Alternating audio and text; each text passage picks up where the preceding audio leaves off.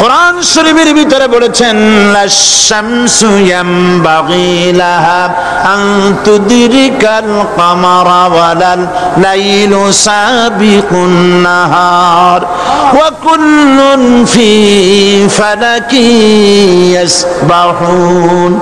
প্রবল জ্ঞানী হইবে যাহারা, আপন মনেতে বুঝিবে তাহারা, রাত্রি পারে না আগে যাইবার, দিনের স্থান করি অধিকার। চন্দ্র বাদে না সূর্যের গায়েতে, সূর্য পারে না চন্দ্রকে ধরিতে, যার যে স্থান বহাল রাখিয়া ভ্রমণ করিছে খোদাকে ডরিয়া। একটি নির্ধারিত সময় সীমা পর্যন্ত আপন আপন কক্ষপথে সব দৌড়াদৌড়ি করবে, কারো সাথে অ্যাক্সিডেন্ট হবে না কারো। ওয়াকুল্লুন ফি ফালাকি ইয়াসবাহুন, যা আছে মহাশূন্যে সব ঘুরতেছে। কে বলে? বলেন সবাই, কে বলছে? কোন সূরা? সূরা ইয়াসিন। আবার শুনুন, আল্লাহ পাক ফয়সালা দিচ্ছেন ঘোরে কেডা? শুধু সূর্য ঘোরে না, শুধু চন্দ্র ঘোরে না, আল্লাহ মহাশূন্যে যা রেখেছেন সব ঘুরতেছে, সবই সন্তরণশীল, সব গতিশীল। সুতরাং ফয়সালা তো আল্লাহর কাছ থেকে নিতে হবে। পৃথিবী সৃষ্টি করেছেন, মানব গোষ্ঠী সৃষ্টি করেছেন এবং মানুষের প্রয়োজন মিটিয়ে সবকিছু আল্লাহ পাক কোরআনের ভিতরে বলে দিয়েছেন, কোন জিনিস বাদ দেন নাই। আপনি আমি কেমনে সৃষ্টি হয়েছি আল্লাহ পাক কোরআনের ভিতরে বলেছেন, ইন্না খালাকনাকুম মিন তুরাবিন সুম্মা মিন নুতফাতিন সুম্মা মিন আলাকাতিন সুম্মা মিন মুদগা। নিষ্প্রাণ মাটি দিয়ে তোমাকে উৎপন্ন করা হয়েছে, নিষ্প্রাণ মাটি উপাদান দিয়ে তোমাকে তৈরি করা হলো। মায়ের পেটের ভিতরে এক ফোঁটা নাপাক পানি জমাট রক্তে পরিণত হয়ে গেল, জমাট রক্ত আস্তে করে গোস্ত পিণ্ড হলো, গোস্ত পিণ্ডকে সুন্দর করে সাজায়া হাড্ডি গুড্ডি বানায়া স্ট্রাকচার তৈরি করে তার উপরে ফাকাসাউনাল ইযামা লাহমা, চামড়া দিয়ে গোস্ত দিয়া সাজায়া সুন্দর করে বানালাম।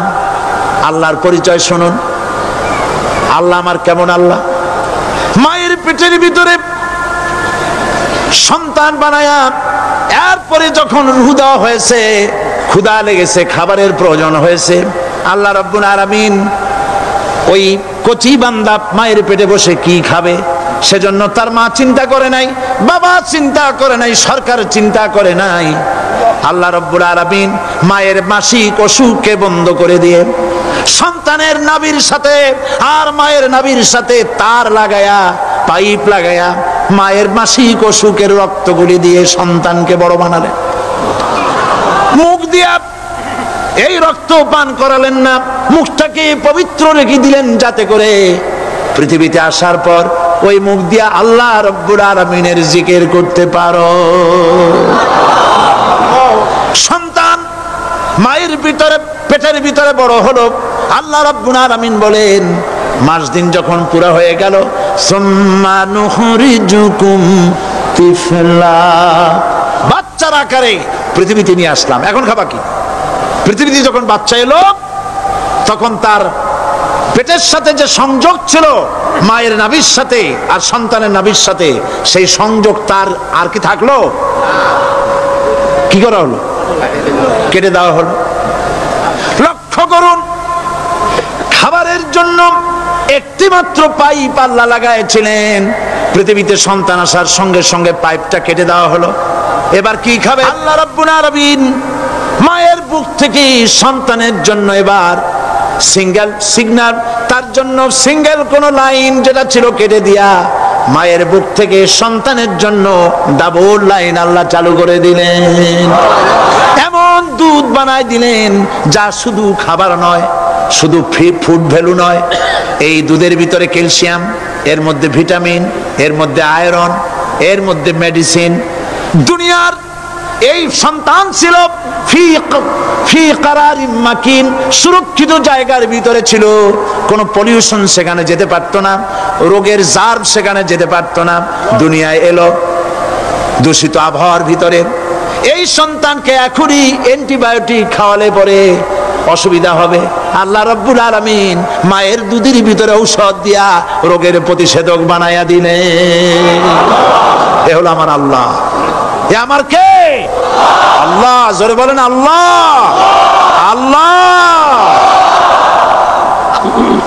আল্লাহ রাব্বুল আলামিন মায়ের দুধ দিয়ে সন্তানকে বড় করলেন আর শোনায় দিলেন, খবরদার এই মায়ের সাথে, এই বাপের সাথে নাফরমানি করবি না।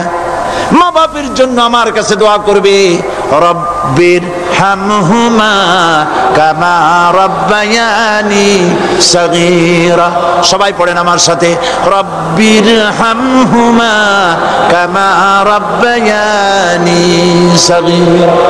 আল্লাহ পাক শিখাই দিলেন বান্দারে আমার কাছে দোয়া করায়, আল্লাহ আমার মা বাপ আমাকে ছোটবেলায় যেভাবে স্নেহের কোলে লালন পালন করেছে, এইভাবে আমার মা বাপদের তোমার রহমতের কোলে লালন পালন করো।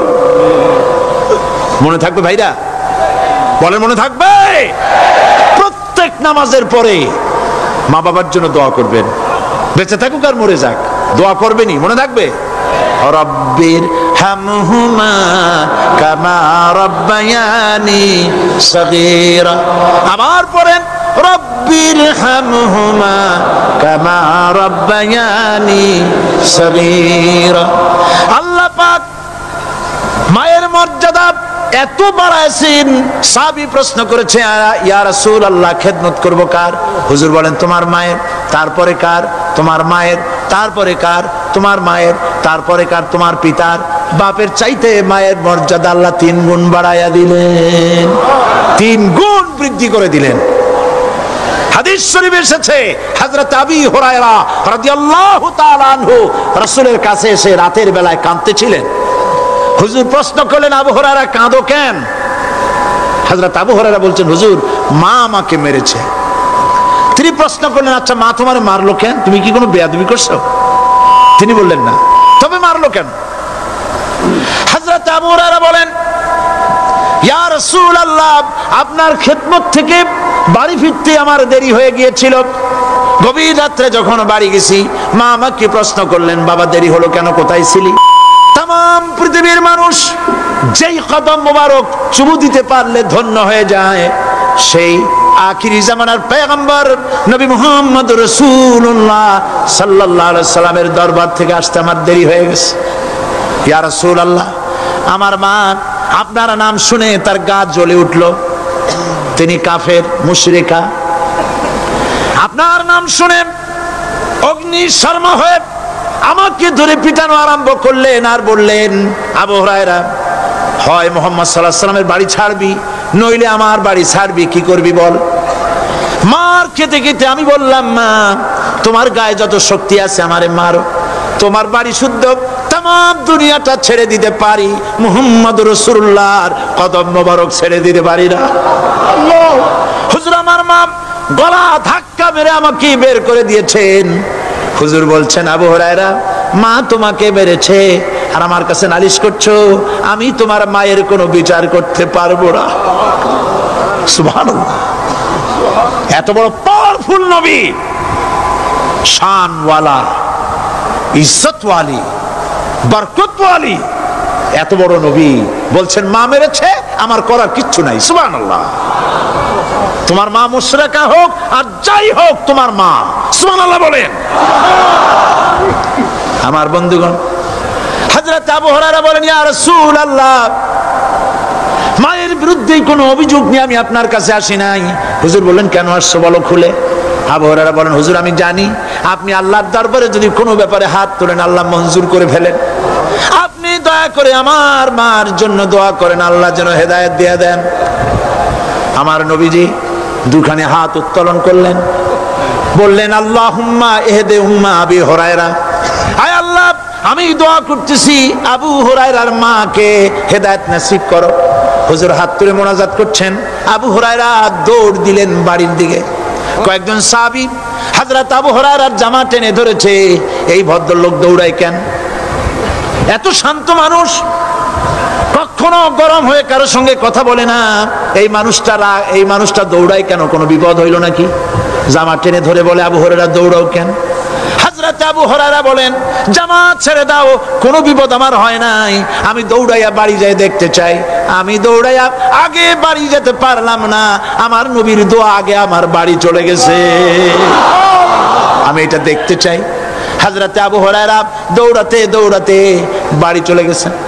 দরজায় নক করলেন, ভেতর থেকে আওয়াজ এলো, কে? তিনি বললেন, আমি আবু হুরায়রা। মা, দরজা খুলে দাও, আমি তোমার সন্তান। মা বললেন, বাবা অপেক্ষা করো, দরজা খুলতেছে। হযরত আবু হুরায়রা বলেন, মায়ের গলার আওয়াজের ভেতরে কুফরি কর্কশতা পেলাম না, মায়ের গলার আওয়াজের ভেতরে তাওহীদের নরমিয়াত পেলাম। আমার কাছে মনে হলো আমি আবু হুরায়রা বাড়ি আসার আগে নবীজির দোয়া আল্লাহর আরশে পৌঁছে গেছে। আবু হুরায়রা বলছেন, মা আমার কিছুক্ষণ পরে ঘরের থেকে বেরিয়ে এসেছেন, আমি দেখলাম মায়ের শরীর ভিজা, মাথার চুল দিয়া পানি টপকাচ্ছে। মা আমার বললেন, বাবারে তোমাকে মারার পর আমি নিদারুণ অনুশোচনায় পড়েছিলাম, মনে মনে ভাবলাম, আহারে আমার সন্তানরা আমি কেন মারলাম? সে তো কোনো খারাপ কাজ করে নাই, কোনো খারাপ জায়গায় যায় নাই, এত ভালো মানুষ যার সম্পর্কে লোকেরা খামোখাই মিথ্যা কথা বলে, এই ভালো মানুষটার কাছে গেছে, সেজন্য আমি মারলাম কেন? বাবা গো, আমি আমার ভুল বুঝতে পেরেছি, জীবনের ভুলও ধরা পড়েছে, আমাকে জলদি করে নিয়ে চলো বিশ্ব নবীর দরবারে।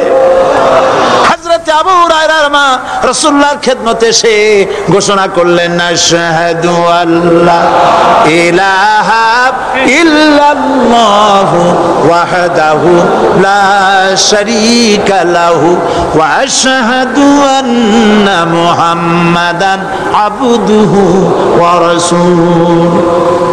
আমার ভাইয়েরা, আল্লাহ রাব্বুল আলামিন মানুষ সৃষ্টি করে পৃথিবীতে পাঠিয়ে দিলেন, খাবারের ইন্তজাম করলেন, এগুলি সব আল্লাহর পরিচয়। আল্লাহরে চেনার জন্য বড় বড় কিতাব ঘাটা লাগে না, কিসমতে যদি থাকে দুই একটা দৃষ্টান্ত যথেষ্ট হয়ে যায়। সুবহানাল্লাহ, সুবহানাল্লাহ, দুই একটা দৃষ্টান্ত যথেষ্ট। আল্লাহ পাক সমস্ত সৃষ্টি জগৎকে তৈরি করলেন, সৃষ্টি করলেন, আর তাদের খাদ্যের ব্যবস্থা করলেন। কে করেছেন খাদ্যের ব্যবস্থা? খাদ্য দেন আল্লাহ। কিন্তু অহংকারী যারা, তারা বলে দেশের বাম্পার ফলনের জন্য সমস্ত কৃতিত্ব সরকারের। বলেন আস্তাগফিরুল্লাহ, বলেন নাউজুবিল্লাহ। এদের একজন বলছিল, 3 বছর কিছু দিবার পারুম না, লোকেরা কয় আমরা না খাইয়ে থাকুম, আল্লাহ কয় আমিও দেহুম, কদ্দুর পারো না খাইয়ে থাকতে। ফসল কে দেন? জোরে বলেন, কে দেন? বাম্পার ফসলের ফলনের দাবি সরকার করতে পারে না, এটা কুফরি, এটা শিরক। জমিনের ফসল কে দেন? আকাশের বৃষ্টি কার? পানি কার? সার কার? সব আল্লাহ পাক। আল্লাহ পাক কোরআন শরীফে বলেছেন, لئن شكرتم لأزيدنكم ولئن كفرتم إن عذابي لشديد। আমার নিয়ামতের শুকর যদি আদায় করো বাড়ায় দেব, আর যদি কৃতজ্ঞ হও শুকরিয়া আদায় না করো মস্ত বড় শাস্তি দেব। ফসল দেই আমি, আর শুকরিয়া আদায় করো তোমার বাজানে, ঠিক কিনা? শুকরিয়া আদায় করে কার? বাজানে। লোকের, একটি মানুষের যেই প্রশংসা এই সরকার করলো, বিগত 4.5 বছর ধরে একটা মানুষের যত জিকির করলো, প্রশংসা করলো, ছবি টানাইলো, যদি এতটা জিকির এতটা স্মরণ আল্লাহ রাব্বুল আলামিনের করতো, ওদের জন্য আল্লাহর জান্নাতের দরজা খোলা হয়ে যেত। প্রশংসা করবে কার? চিল্লায় বলুন, আল্লাহ পাকের প্রশংসা করো। খেতে দেওয়ার মালিক তিনি। আল্লাহ পাক বলছেন, আল্লাহকে, তার পরিচয় আল্লাহ তুলে ধরেছেন, ওয়ামা মিন দাব্বাতিন ফিল আরদি ইল্লা আলাল্লাহি রিজকুহা। এই পৃথিবীর ভিতরে এমন কোন বিচরণশীল জীব নাই যা রিস্কের দায়িত্ব আমি আল্লাহ গ্রহণ করি নাই। সুবহানাল্লাহ বলবেন না? রিস্কের দায়িত্ব কার হাতে? আচ্ছা দেখুন তো, পৃথিবীর সমস্ত সরকারের কাছে বিভিন্ন মন্ত্রণালয় আছে না? খাদ্য মন্ত্রণালয় বলে কোনো মন্ত্রণালয় আছে কিনা? আছে। খালি কয় খামু আর খামু। খাদ্য মন্ত্রণালয় আছে, থাকার পরেও মানুষ না খাইয়া মরে, ঠিক কিনা? এবার একটু তাকান তো, জ্ঞানের চক্ষু দিয়া তাকান। ফরেস্ট এরিয়া, বাঘ আছে কিনা? নাই। সিংহ আছে কিনা? গন্ডার আছে কিনা? হাতি আছে কিনা? বিশাল বিশাল প্রাণী আছে কিনা? জঙ্গলে ছোট্ট প্রাণী থেকে, পোকা থেকে শুরু করে গন্ডার পর্যন্ত, টুনটুনি পাখি দিয়ে শুরু করে ঈগল পাখি পর্যন্ত, নদীর ভিতরে ছোট্ট চুনো পুঁটি থেকে শুরু করে তিমি মাছ পর্যন্ত। প্রাণী তত্ত্ববিদরা বলেছেন সমুদ্রের ভিতরে এমন এমন বড় বড় তিমি আছে যে একটা তিমির ওজন 5000 টন পর্যন্ত হয়ে যায়। 5000 টন তিমিটার ওজন। এ যখন বাচ্চা হয় তখন বাচ্চার দৈনিক দুধ লাগে 50 থেকে 60 মণ পর্যন্ত। কে ব্যবস্থা করে? রুহান মান ফেরেশতা। তো ওর মা যেমন বাচ্চা তো সেরকম হবে, ঠিক কিনা? কে দেয় খাবার? এবার দেখেন তো, আপনার দেশের এই জঙ্গলে কত হাতি আছে। হাতিরা মিছিল করে আসছে যে আল্লাহ আমাদের এখন আর খাইতে টাইতে দিতে পারে না, বাংলাদেশের গভর্নমেন্ট কিছু দাও। আসছে না, খাইয়া ক্ষুধার জ্বালায় হাতি মরেছে, বাঘ মরেছে, সিংহ মরেছে। এর কোনো দৃষ্টান্ত আছে? ক্ষুধার জ্বালায় আকাশের উড়ন্ত পাখিরা ছটফট করে মারা গেছে, দৃষ্টান্ত আছে? নদীর মাছেরা ক্ষুধার জ্বালায় ভেসে উঠেছে, না খাইয়া মরে গেছে, দৃষ্টান্ত আছে? মহান আল্লাহ রাব্বুল আলামিন কোরআন শরীফের ভিতরে বলেছেন অনেক প্রাণী এমন আছে যারা তাদের খাদ্যকে সঞ্চয় করে না, খাদ্যকে জমা করে না, আহরণ করে না। সকাল বেলায় একটা খাবার খেলো, দুপুরে কি খাবে তার জানা নাই। শকুন পৃথিবীর মাটি থেকে 3 মাইল উপরে ওড়ে, তার চোখকে আল্লাহ পাক এত তীক্ষ্ণ বানিয়ে দিয়েছেন। এই চট্টগ্রামের কোথায় মরা গরু আছে 3 মাইল উপর দিয়ে দেখতে পায়? সুবহানাল্লাহ করতে ইচ্ছা করে না। এই প্রাণীগুলি খাবারগুলি কোনো গভর্নমেন্ট জোগাড় করে রাখে নাই। আল্লাহ পাক বলেন সবার খাবার আমি দেই। সকাল বেলায় সমস্ত প্রাণীগুলি, মহাশূন্যে পাখি, পানির ভিতরে মৎস্যরাজি, জঙ্গলের ভিতরে হিংস্র প্রাণী, পোকামাকড় থেকে শুরু করে সবগুলো খালি পেটে সব বেরিয়ে যায়, কারো কোনো খাবারের মজুদ নাই। সন্ধ্যা হতে না হতে সমস্ত প্রাণীগুলির পেট ভরাইয়া আমি আবার যার যার ঘরে ফিরায় দেই। ওয়ামা মিন দাব্বাতিন ফিল আরদি ইল্লা আলাল্লাহি রিজকুহা। সমস্ত প্রাণী রিজকের দায়িত্ব আমি আল্লাহর হাতে। কে দেয় রিজক? জোরে বলুন, কে দেন? আল্লাহ পাক। কি খাবেন সব আল্লাহ জোগাড় করে দিয়েছেন। তরি তরকারি জোগাড় করেছেন, মাছ জোগাড় করেছেন, চাউল দিয়েছেন, খাবার দিয়েছেন, গোশত দিয়েছেন, সব দিয়ে দিয়েছেন। আল্লাহ রাব্বুল আলামিন সমস্ত জিনিস দিয়ে মানুষকে আল্লাহ পাক তার জন্য আল্লাহ সব করেছেন। খালাকালাকুম মা ফিল আরদি জামিআ। এই পৃথিবীতে যা তৈরি করেছে সব তোমার জন্য। এ হচ্ছে আমার আল্লাহ। এ হচ্ছে আমার কে? আল্লাহ। সে আল্লাহ পাক বলছেন, আল্লাহর পরিচয় তিনি স্রষ্টা, তিনি রিজেক দাতা। এবার আইনদাতা কে? আইনদাতা কে? আরো জোরে বলুন। আইনদাতা আল্লাহ হচ্ছে আল্লাহর পরিচয়। ইনিল হুকমু ইল্লা লিল্লাহ আলা লাহুল খালকু ওয়াল আমর। সৃষ্টি যার, আইন চলবে তার। আমার দেশে আল্লাহর আইন চলছে? আমাদের দেশের কল কারখানা, ক্ষেত খামার, অফিস আদালত আল্লাহর আইন অনুযায়ী চলে? চলে না। বরং আল্লাহর আইনকে মুছে ফেলার জন্য নিজেদের আইন সৃষ্টি করার জন্য প্রচেষ্টা চালানো হচ্ছে। আল্লাহর আইন মানুষের জন্য সব থেকে বেশি উপযোগী, কারণ সৃষ্টি করেছেন কে? বলেন, কে করেছেন? আল্লাহ। প্রত্যেকটি মেশিন আপনি যা কিনবেন, রেডিও হোক, টিভি হোক, যে কোনো যন্ত্র হোক, গাড়ি হোক, তার সাথে একটা লিটারেচার, একটা বই তার সঙ্গে দিয়ে দেওয়া হয়। ওই বইয়ের মধ্যে লেখা থাকে এটা কিভাবে চালানো হবে, অপারেট করা হবে, তার সিস্টেম লেখা থাকে। আপনার ইচ্ছা মতো চালাইলে হবে না। এই মানব গোষ্ঠীকে সৃষ্টি করেছেন। এখন আপনি যদি আপনার আইন মতো চালান, তা কি চলবে? চলবে না। আপনি আপনার আইন মতো চালাচ্ছেন, ভালোভাবে চলতেছে? চলতেছে না। স্বরাষ্ট্রমন্ত্রী বলতেছেন সন্ত্রাসীদেরকে মাটির তলা থেকে খুঁজে বের করা হবে, কিন্তু নাকের উপর দিয়া ব্রিফকেস চুরি হয়ে যায়, উনি তা ধরতে পারেন না। এই হলো আইন। অনাবরত খুন হচ্ছে, অনাবরত সন্ত্রাসী তৎপরতা চলছে। আর ওনারা বলছেন আগের থেকে এগুলি চলে আসছে, একজনের খুনের বিচার না হইলে এরকম খুন তো হইতেই থাকবে। তাহলে খুনকে, হত্যাকে, সন্ত্রাসকে সরকার জাস্টিফাইড করছেন। নাউযুবিল্লাহি মিন যালিক।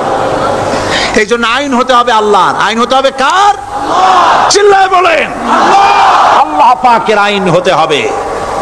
আমি একদিন পার্লামেন্টে বলেছিলাম,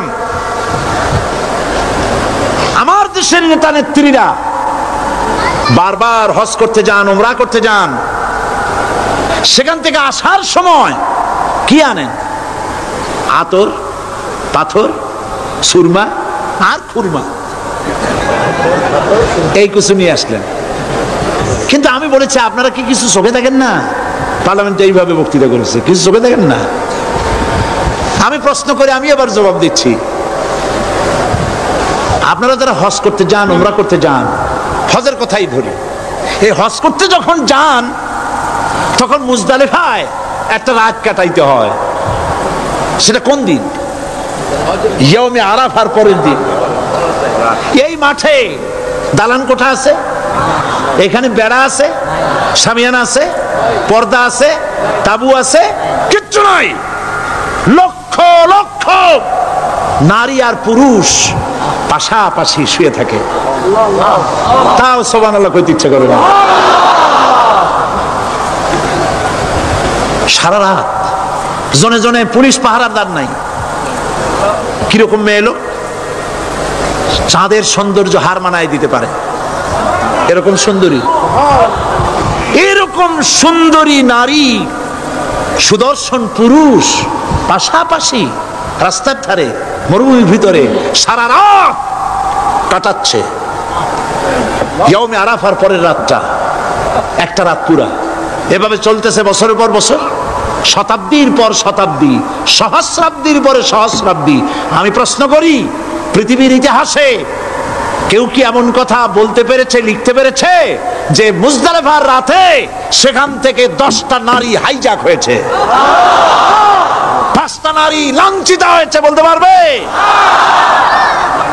গভীর রাত্রে পুরুষ সঙ্গী ছাড়া সুন্দরী রমণী, যুবতী রমণী একাকিনী নিজের ঘর ছেড়ে আল্লাহর ঘরে তাওয়াফ করতে আসে।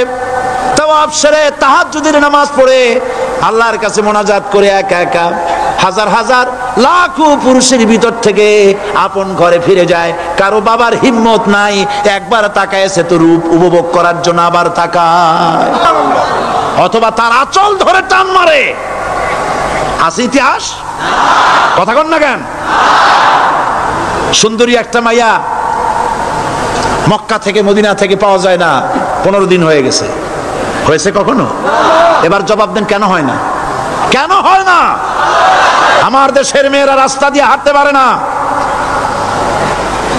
হাই স্কুল মেয়েদের, হাই স্কুল মেয়েদের কলেজ যখন ছুটি হয়, তথাকথিত সোনার ছেলেরা গেটের সামনে এতিমের মতো কাড়ায় থাকে। অনবরত হাইজ্যাক হচ্ছে, ধর্ষণের সেঞ্চুরি হচ্ছে। আর ওখানে হয় না কেন? ওখানে হয় না এই কারণে এই কোরআনের আইন আল্লাহ রাব্বুল আলামিন যে আইন দিয়েছেন ওখানে আইন বলবৎ আছে নাকি? আছে কিনা? কোন পুরুষ কোন নারীকে ধর্ষণ করেছে যদি প্রমাণিত হয়, সে যদি ফাহাদের ছেলে হয় আর ফাহাদের মেয়ে হয়, কোরআনের শাস্তি হলো পাথর মেরে উড়াইয়া দাও। তাকে জানিয়ে দেওয়া হবে রেডিও টিভির মাধ্যমে জেনাকারের ব্যভিচারীর শাস্তি হবে। চতুর্দিকে হাজারো লোকেরা দাঁড়াবে, হাতে পাথর নিয়ে পাথর মেরে তাকে তার গোশত হাড্ডি বাতাসের সাথে উড়ায় দেবে। একজন মানুষ আর একজন মানুষকে খুন করলো, এই আসামি ধরা পড়ে গেল, কোরআনের শাস্তি হলো যখন ধরা পড়বে প্রমাণিত হবে যেমন ভাবে হত্যা করেছে পরেও হত্যা করো। এই দৃশ্য, এই আইন যদি বাংলাদেশে যদি এই আইন চালু হয়ে যেত, খুনের আসামি ধরা পড়েছে জেনার আসামি, প্রকাশ্য ময়দানে এলো, সাক্ষী প্রমাণে কোর্টে প্রমাণিত হলো সত্যি সে খুনি। এই বিশাল আউটার স্টেডিয়ামের মাঝখানে খুনি কি দাঁড় করাও, চতুর্দিকে হাজারো লাখো মানুষ থাকুক, রেডিও টিভির ক্যামেরা কার্যকর হবে, পত্র পত্রিকার সাংবাদিকরা আসবে, তরবারির এক আঘাতে খুনির কল্লাটা উড়ায় দাও, দেহটা নিঃসার হয়ে জমিনে পড়ে যাবে। এই দৃশ্য যারা দেখবে সচক্ষে, রেডিওতে, পত্র পত্রিকায়, আর 1 বছরের ভেতরে খুন করার হিম্মত কারো কলিজায় উঠবে? জেনাকারের পাথর মেরে উড়িয়ে দেওয়ার শাস্তি যদি চোখে কেউ দেখে, জেনা করার পুলক আর জাগবে? এটা নাম আল্লাহর আইন। এই আইন কার? এই আইন যতদিন পর্যন্ত বাংলার মানুষের মুসলমানদের উপরে কার্যকরী না হচ্ছে, এই দেশে কার্যকরী না হবে, ততদিন পর্যন্ত হত্যা, ধর্ষণ, খুন বন্ধ হবে না। বন্ধ হবে। সুতরাং এই আইন হচ্ছে কার? আরো জোরে বলে, আল্লাহ রাব্বুল আলামিন। মহান আল্লাহ রাব্বুল আলামিনের এই আইন অনুযায়ী যদি দেশ চলে, মানুষ শান্তি পাবে, চুরি বন্ধ হবে, ডাকাতি বন্ধ হবে, জেনা বন্ধ হবে, হত্যা ধর্ষণ বন্ধ হয়ে যাবে। নবীজি এমন একটি আইন চালু করে দিয়ে, কোরআনের বিধান চালু করে দিয়ে এমন একটা সমাজ চালু করেছিলেন, যেই সমাজ সম্পর্কে হুজুর নিজে বলেছেন, খায়রুল কুরুনে কারনি, সর্বশ্রেষ্ঠ যুগ হলো কার যুগ? আমার যুগ। সুবহানাল্লাহ বলেন। রাসূলের যুগ হলো সর্বশ্রেষ্ঠ যুগ। সেই কোরআন, সেই হাদিস আজও আছে না নাই? বলেন জোরে, আজও আছে না নাই?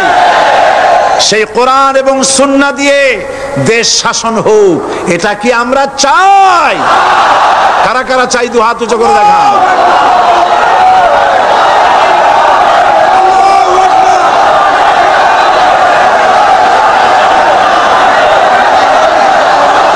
আরে ভাই, আপনারা দাঁড়ায় গেলেন কেন? বসেন বসেন। আমি তো একটা স্লোগান দিতে বললাম, হাত দেখতে চাইছি আমি, মাথা দেখতে চাই নাই। এই সুযোগে কোমরটা সোজা করে নিলেন। আচ্ছা বসেন, আর মহব্বতের সাথে জিকির করেন, লা ইলাহা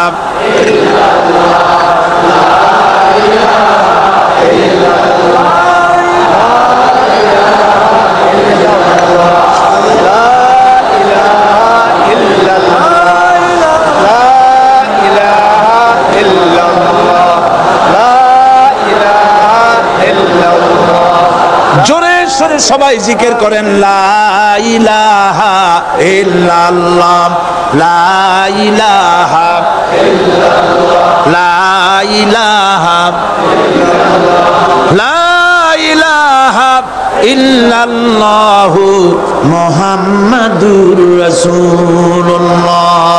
বসুন, আমরা মুনাজাত করব। আল্লাহ রাব্বুল আলামিন আয়াতুল কুরসির ভিতরে আল্লাহর সার্বভৌমত্বের কথা বলেছেন, আল্লাহু লা ইলাহা ইল্লা হুয়াল হাইয়ুল কাইয়্যুম। পড়েন আমার সাথে সবাই, আল্লাহু লা ইলাহা ইল্লা হুয়াল হাইয়ুল কাইয়্যুম। আল্লাহ হচ্ছেন যিনি ছাড়া কোনো ইলাহ নাই, তিনি শাশ্বত চিরঞ্জীব। সুবহানাল্লাহ বিহামদি। আগামীকাল এর বাকি অংশ আমি আপনাদের সামনে আলোচনা করব ইনশাআল্লাহ। জোরে বলেন ইনশাআল্লাহ। দাঁড়ানো ভাইরা বসেন, আপনাদের পাশে যারা দাঁড়িয়েছেন অনুরোধ করে বসায় দেন। বলেন যে আর 5টা মিনিট বসেন, আল্লাহর রাস্তায় হাঁটেন না। হ্যাঁ বলেন, বলেন আপনারা যে আল্লাহর রাস্তায় হাঁটেন না, বসেন, সবাই বসেন। এত বড় মাহফিলের মুনাজাত, সুবহানাল্লাহ বলেন। চট্টগ্রামের ইতিহাসের শ্রেষ্ঠ মাহফিল, চিল্লায় বলেন সুবহানাল্লাহ। গোটা বিশ্বের কোরআনের শ্রেষ্ঠ মাহফিল, বলেন সুবহানাল্লাহ। যারা বলেন আলহামদুলিল্লাহ। আগামীকাল এ মাহফিলের আখেরি মুনাজাত হবে ইনশাআল্লাহ, বলেন ইনশাআল্লাহ। আমি আন্তরিকভাবে দুঃখিত, প্রতি বছর আমার মা বোনদের জন্য, চট্টগ্রামবাসী আমার মা বোনদের জন্য আলাদাভাবে তাদের প্রশ্নের উত্তর দেই এবং তাদের সামনে কোরআন হাদিসের কথা আলাদাভাবে বলি। এবছর দিন কম হয়ে গেল বলে মহিলারা, মা বোনেরা বঞ্চিতা হয়ে গেলেন। শিশু কিশোরদের জন্য আলাদাভাবে সমাবেশ করা হয়, তাও বঞ্চিত হয়ে গেল। এই বিশাল তাফসীরুল কোরআন মাহফিলের বরকত থেকে চিটাগংবাসীকে যারা বঞ্চিত করলো, আল্লাহ তাদের হেদায়েত নসিব করে দিয়ে। যদি হৃদয় থাকে, যদি হৃদয় বলে কিছু থাকে, বিবেক বলে যদি কিছু থাকে, আর শরীর যদি মুসলমানের পিওর রক্ত থাকে, তাহলে বাড়ি বসে অনুশোচনা করা উচিত, চোখের পানি ফেলানো উচিত ওই সব লোকের যারা এই বরকতপূর্ণ মাহফিলকে বাধা দিয়েছে। আর যাদের কলজার মধ্যে আল্লাহ মোহর মেরে দিয়েছে, এগুলোর তো হেদায়েত হবে না।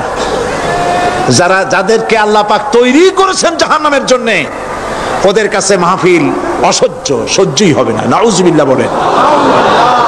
চট্টগ্রামবাসীর জন্য তাফসীরুল কোরআন মাহফিল নিয়ামত।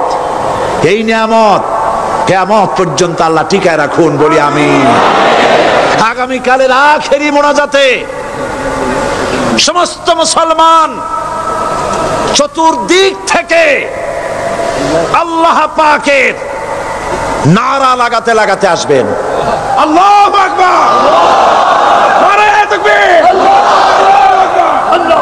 গোটা চট্টগ্রাম, গোটা চিটাগং শহর আগামীকাল কোরআনের মিছিলের শহর হবে ইনশাআল্লাহ।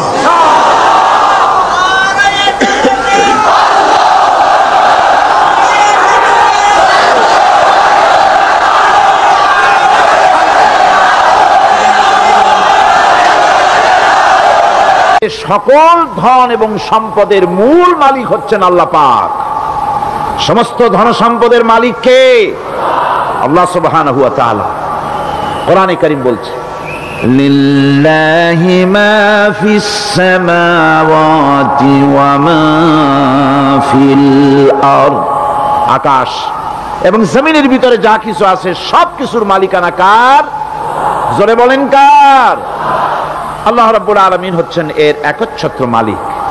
সুতরাং বান্দাদের কাছে কিছুদিনের জন্য এগুলিকে আমানত রাখা হয়েছে। আমাদের ঘর আছে, বাড়ি আছে, ব্যবসা আছে, বাণিজ্য আছে, জায়গা আছে, জমিন আছে, গরু আছে, বাছুর আছে, এই সবগুলি কিছুদিনের জন্য আমাদের কাছে কি রাখা হয়েছে? আমানত। আমানতের মাল আপনি আপনার ইচ্ছা মতো খরচ করতে পারবেন না। আমানতের মাল কি ইচ্ছা মতো খরচ করা যায়? যায় না। আমানতের মালকে খরচ করতে হলে মূল মালিকের ইচ্ছা অনুযায়ী খরচ করতে হবে।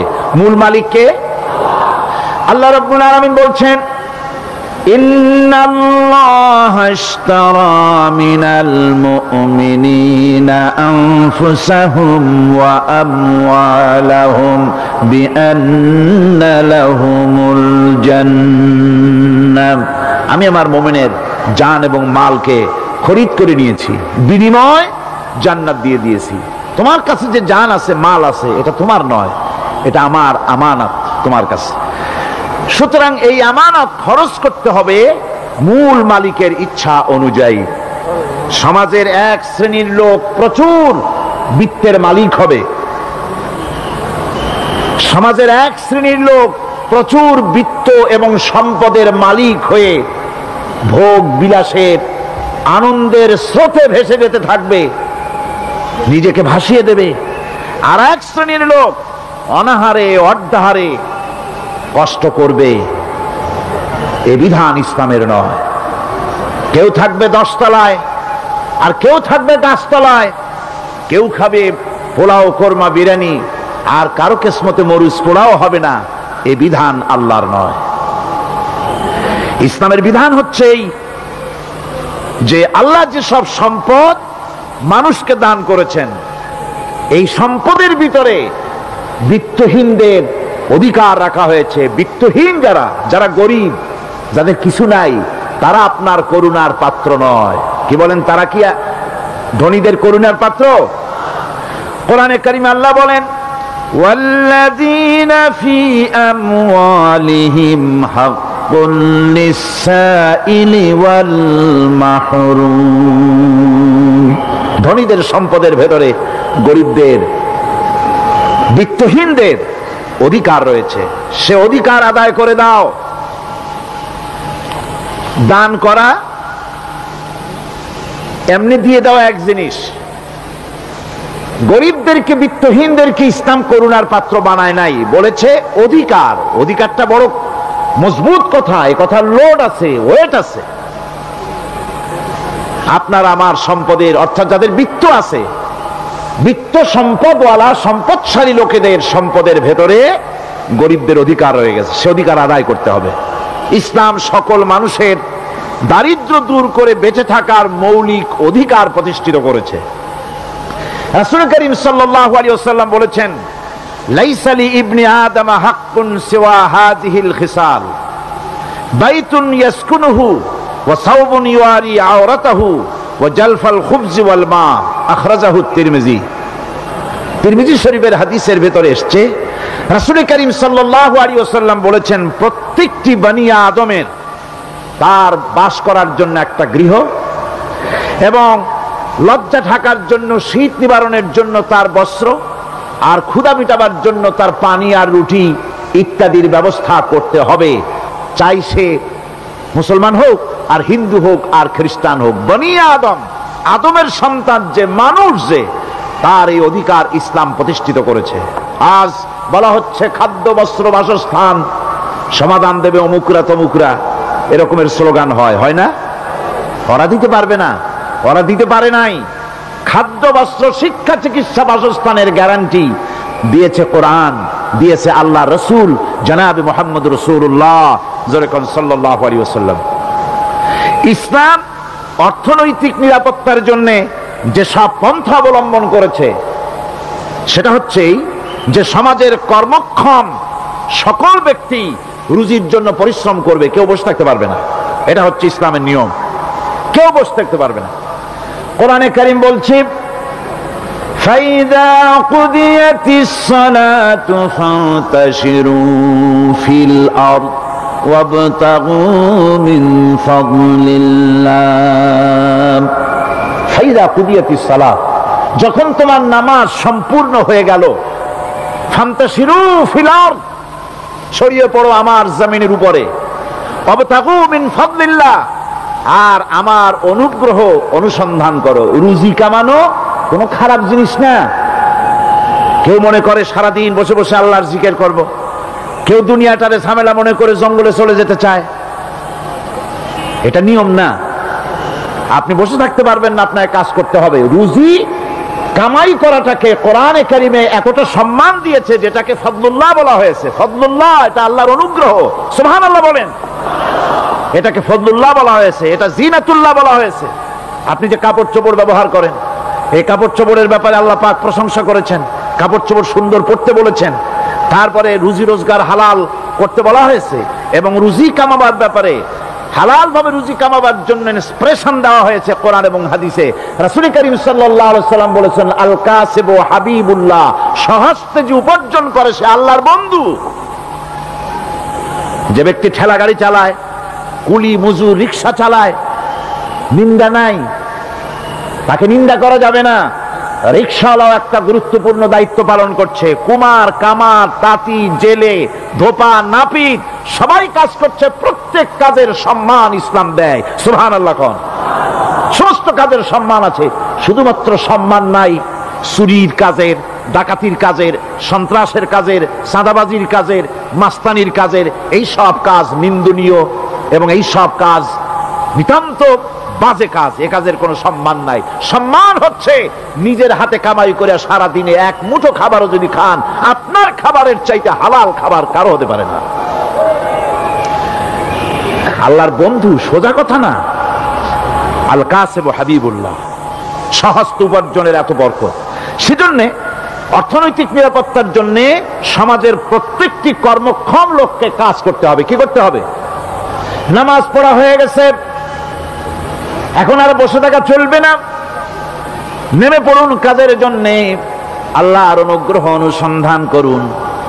এরপরে আল্লাহ পাক বলছেন, আমার অনুগ্রহ রুজি কামাও, আর রুজি কামাবার সময় ওয়াজকুরুল্লাহ যিকরান কাসীরা লাআল্লাকুম তুফলিহুন। আর জিকির করবা আমার বেশি, আমার জিকির করবা। বলা হচ্ছে রুজি অনুসন্ধান করো, আর বলা হচ্ছে আমার জিকির করো। তো জিকির আর রুজি সন্ধানের ভিতরে সামঞ্জস্য কি?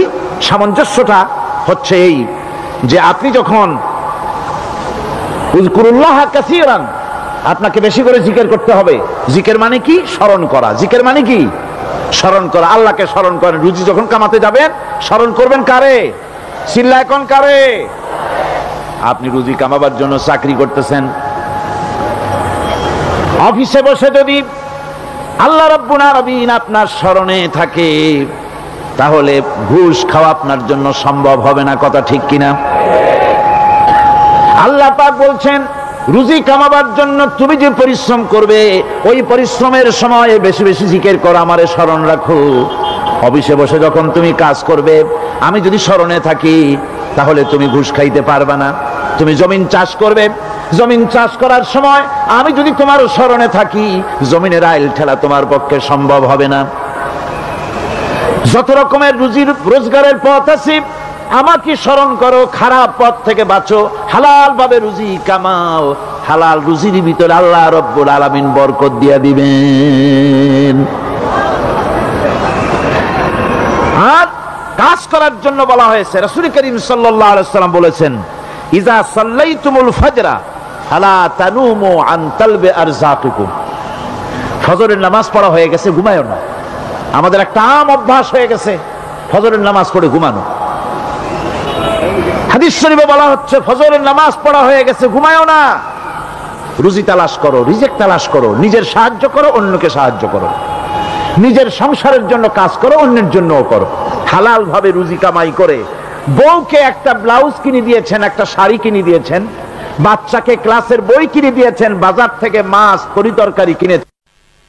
অক্ষম ব্যক্তিদেরকে সহযোগিতা করবে, যারা নাকি উপার্জন করতে পারে না, ওই জাতীয় লোকদেরকে তারা সহযোগিতা করবে। ওয়াকফুলু গানিয়ুহুম ফাকিরাহুম, সেই সমাজের যারা নাকি সামর্থ্যবান, তারা রোজগার করবে এবং গরিবদেরকে সহযোগিতা করবে। আল্লাহর নবী বলেছেন, সে ব্যক্তি মুমিন নয়, সে ব্যক্তি মুমিন নয়, সেই ব্যক্তি মুমিন নয়। সাহাবায়ে কিরাম হতচকিত হয়ে উঠলেন, প্রশ্ন করলেন, নবীজি কোন ব্যক্তি মুমিন নয়?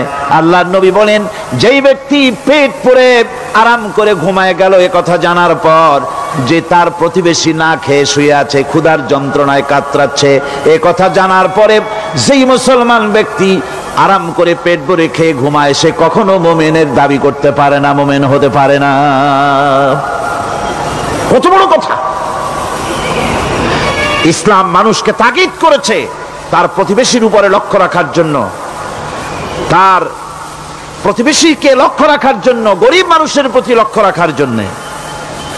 রাসূল করিম সাল্লাল্লাহু আলাইহি ওয়াসাল্লাম বলছেন, আইয়ু রাজুলিন মাতা দিয়ান বাইনা আগনিয়ায়ে ফাকাদ বারিয়াত মিনহুম জিম্মাতুল্লাহি ওয়া রাসূলিহি। আল্লাহর নবী বলেন, কোন ধনী ব্যক্তিদের মাঝে কোন গরিব প্রতিবেশী যদি না খেয়ে মারা যায়, তাহলে ওই এলাকার বিত্তশালী লোকদের সাথে আল্লাহর সমস্ত সম্পর্ক, রসুলের সব সম্পর্ক ছিন্ন হয়ে যায়। কে বলতে পেরেছে এত বড় কথা? মানুষের অর্থনৈতিক নিরাপত্তার জন্য কত বড় কথা বলেছে ইসলাম, বলেছে বিশ্বনবী জনাবে মুহাম্মদ রাসূলুল্লাহ সাল্লাল্লাহু আলাইহি ওয়াসাল্লাম। আল্লাহ রাব্বুল আলামিন বলেন, ধনীদের হাতে যেন সম্পদগুলি পুঞ্জীভূত হয়ে না যায়, কাইলা ইয়াকুনা দুলাতাম বাইনাল আগনিয়াই মিনকুম, তোমাদের ধনীদের হাতে যেন সম্পদগুলি, সমাজের সম্পদগুলি যেন পুঞ্জীভূত না হয়, সেগুলি বরং ছড়িয়ে আস্তে করে যেন সমস্ত গরিব যেন সাধারণের কাছে যেতে পারে, সে ব্যবস্থা করতে হবে। যাকাত প্রদানের মাধ্যমে ধনীদের কাছ থেকে নিয়ে গরিবদেরকে দিয়ে দিতে হবে।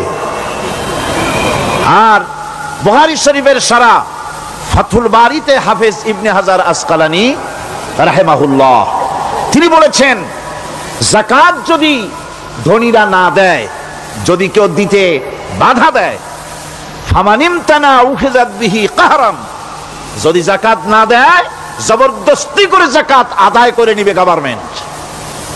যাকাত দিতেই হবে। মুনকিরিনে যাকাত, যারা যাকাত দিতে অস্বীকার করেছিল, হযরতে সিদ্দিক আকবর, হযরতে আবু বকর সিদ্দিক রাদিয়াল্লাহু তাআলা আনহু, তিনি তাদের সম্পর্কে বলেছিলেন, ওয়াল্লাহি লাউ কাতিলান্না মান ফাররাকা বাইনাস সালাতি ওয়াজ যাকাত, অবশ্যই আমি ওই সম্প্রদায়ের লোকের বিরুদ্ধে যুদ্ধ ঘোষণা করব যারা নামাজ আর যাকাতের মধ্যে পার্থক্য সূচিত করবে।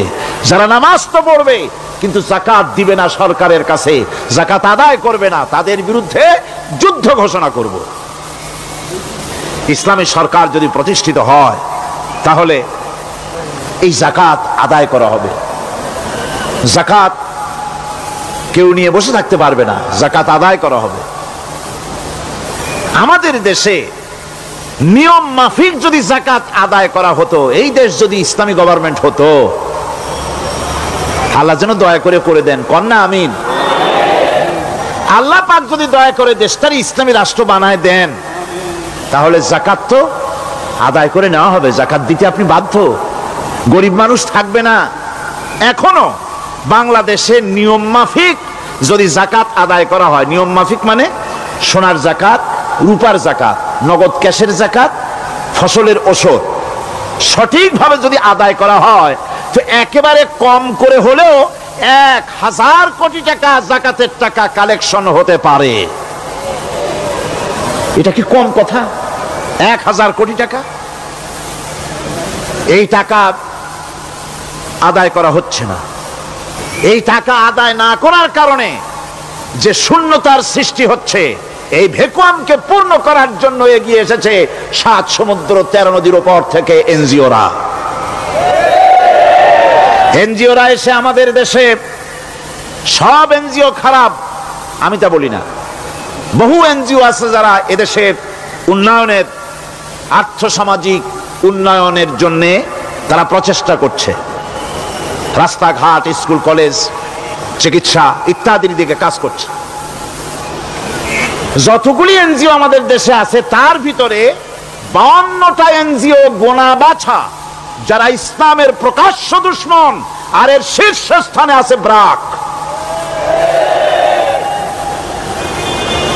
এই এনজিও গুলি তারা আমাদের দেশে এসে সুদি কারবার শুরু করেছে, পরিপূর্ণভাবে সুদের কারবার।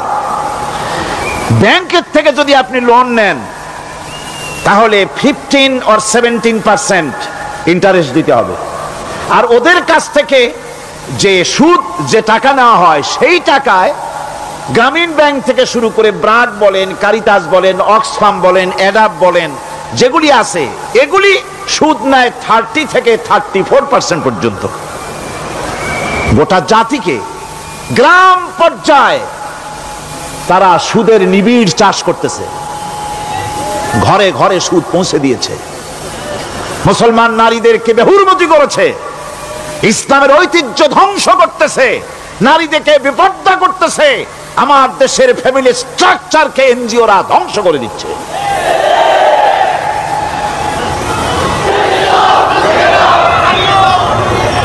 সুতরাং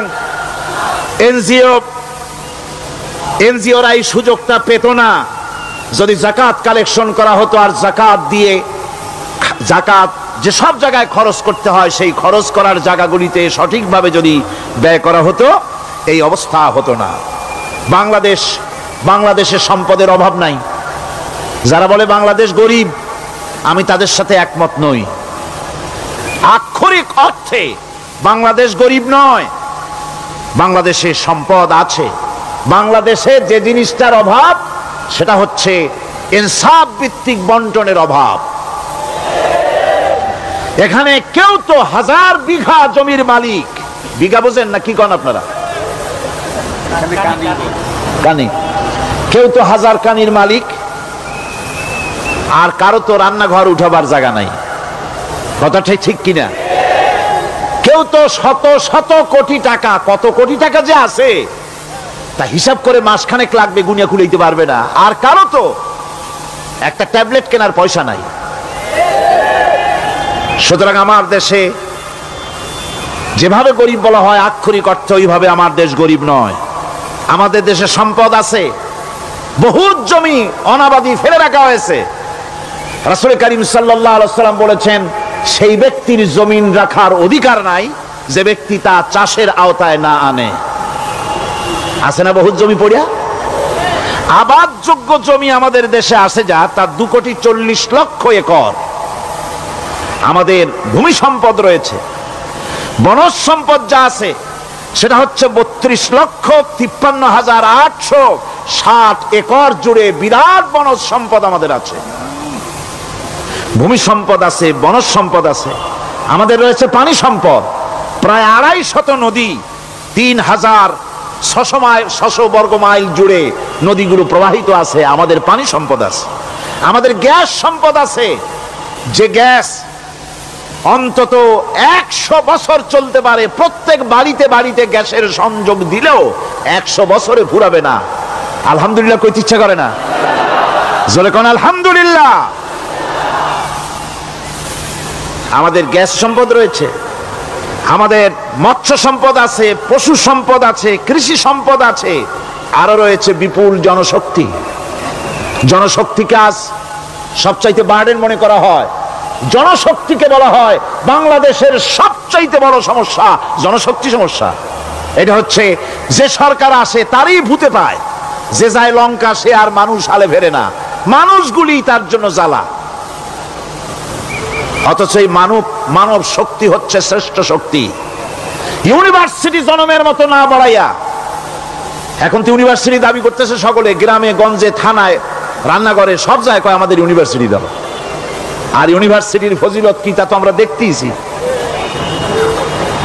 এর থেকে বেশি করে পলিটেকনিক ইনস্টিটিউট, ভোকেশনাল ইনস্টিটিউট ইত্যাদি যদি বানানো হতো, ভিক্ষার হাতকে কর্মীর হাতে যদি পরিণত করা যেত, মানুষগুলিকে যদি কর্মক্ষম করা যেত, তাদেরকে যদি মডার্ন টেকনোলজি যদি শিক্ষা দেওয়া যেত, তাহলে এই মানব শক্তি রপ্তানি করে বা পৃথিবীর বিভিন্ন দেশ থেকে মূল্যবান বৈদেশিক মুদ্রা অর্জন করা যায়। সেটা না করে মানুষ হইছে জ্বালা, জনমের মতো এদেরকে মারো। এটা হচ্ছে ট্রেনের 3rd ক্লাস প্যাসেঞ্জার্স মেন্টালিটি। সেটা কিরকম?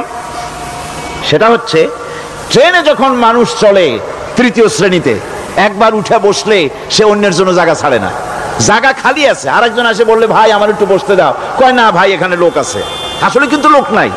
আপনি যদি বলেন যে সেই লোক আসলে আমি জায়গা ছেড়ে দেবো, ততক্ষণ তো বসি, আপনি বসলেন। এরপরে আপনি তো বুঝছেন যে লোকটা ফাঁকিতেছে, ওই চিন্তা আপনার মধ্যেও ঢুকবে, আর একজন আসবে, বসার জায়গা আছে, আপনি বলবেন না এখানে জায়গা নাই। ট্রেনের থার্ড ক্লাস প্যাসেঞ্জারদের যে মন মানসিকতা, বর্তমান মুসলিম দেশগুলির সরকার প্রধানেরা ঠিক ট্রেনের থার্ড ক্লাস প্যাসেঞ্জারদের চাইতো থার্ড ক্লাস। মানব শক্তিকে কাজে লাগাবার চিন্তা না করে উল্টা চিন্তা তারা করছেন। এত সম্পদ থাকা সত্ত্বেও বাংলাদেশ আজ যে অভাব সৃষ্টি হয়েছে তা কৃত্রিম, এবং তা সৃষ্টি হয়েছে এটা এর একমাত্র দায়ী এর জন্য রাজনৈতিক ষড়যন্ত্র। রাজনৈতিক ষড়যন্ত্রের কারণেই এই অভাব সৃষ্টি হয়েছে। গোড়া থেকেই আমাদের দেশটি ষড়যন্ত্রের শিকার। প্রথমে ব্রিটিশ বেনিয়ারা 200 বছর পর্যন্ত গোলামির জিনজির পরিয়ে দিয়েছে। 200 বছর গোলামির পর দ্বিজাতি তত্ত্ব এবং মুসলিম সংখ্যাগরিষ্ঠতার ভিত্তিতে 47-এর আজাদি, তারপর পশ্চিমাদের শোষণ বঞ্চনা থেকে মুক্তি লাভের জন্য 71-এর আজাদি, এরপরে দেশের 90% হচ্ছে মুসলমান। 90% কারা? চিল্লায় বলেন না কারা?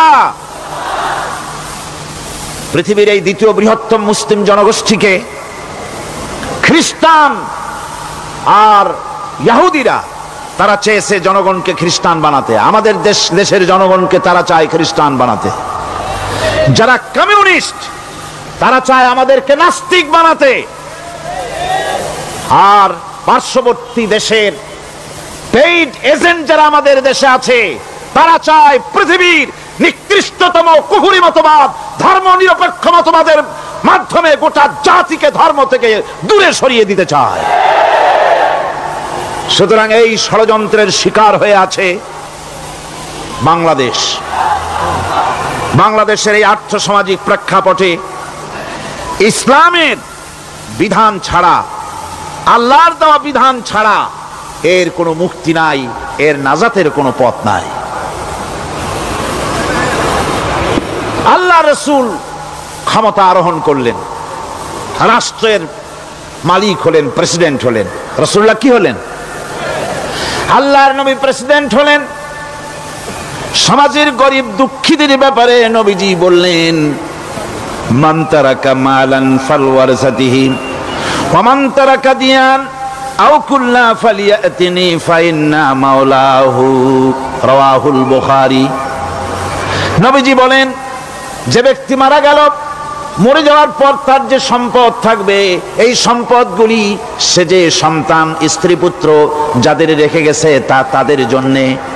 আর যদি সে ঋণগ্রস্ত, যদি ঋণ অবস্থায় সংসারকে রেখে যে থাকে, তাহলে তার ঋণের বোঝা, ঋণের পরিশোধের দায়িত্ব আমি মুহাম্মদ সাল্লাল্লাহু আলাইহি ওয়াসাল্লাম নিয়ে নিলাম। সমাজের যার কোনো অভিভাবক নাই তার অভিভাবক আমি মুহাম্মদ সাল্লাল্লাহু আলাইহি ওয়াসাল্লাম। যার কোনো অভিভাবক নাই সেজন্য আমার কাছে চলে আসে। ইসলামী রাষ্ট্র এই বিধান পেশ করেছে। এর চাইতে সুন্দরতম বিধান পৃথিবীতে আর কেউ দিতে পারে নাই। সেজন্য সেই সমাজে চুরি বন্ধ হয়েছে, ডাকাতি বন্ধ হয়েছে, জিনা বন্ধ হয়েছে, সব বন্ধ হয়ে গিয়ে সুন্দর একটি সমাজ প্রতিষ্ঠিত হয়েছিল। আর রাসূল বলেছিলেন, খাইরুল কুরুনে কারনি, সর্বশ্রেষ্ঠ যুগ হলো আমার যুগ। সুবহানাল্লাহি বিহামদিহি। মানুষ দরজা খুলে ঘুমায়েছে, কারো ক্ষুধার কষ্ট নাই, পড়ার কষ্ট নাই, খাবারের চিন্তা নাই, চুরি ডাকাতির ভয় নাই, ভয় মুক্ত। ওই যে গতকাল বলেছিলাম, যেমন একটা সমাজ আসবে, খাব্বাব চিন্তা করো না, আমি কসম করছি এমন একটা সমাজ প্রতিষ্ঠিত হবে যেই সমাজে চুরি ডাকাতি জেনা ব্যভিচার হত্যা ধর্ষণ কোনো ভয় থাকবে না। লা ইয়াখাফু ইল্লাল্লাহ, আল্লাহ ছাড়া কারো কোনো ভয়, মনের ভিতরে ভয় থাকবে না। ওয়ালাকিন্নাকুম তাস্তাজিলুন, তোমরা বড্ড তাড়াহুড়ো করতেছো, বেসবর হচ্ছ, সবর করো, তাড়াহুড়ো করো না। এমন সমাজ আসবে। রাসূলুল্লাহ এরকম একটা সমাজ গোটা পৃথিবীবাসীকে উপহার দিতে পেরেছিলেন না পারেন নাই? পেরেছিলেন কিনা? সেই কথাই আল্লাহ রাব্বুল আলামিনের কথার সঙ্গে এবার মিলান। লাইসাল বিররা আন তুওয়াল্লু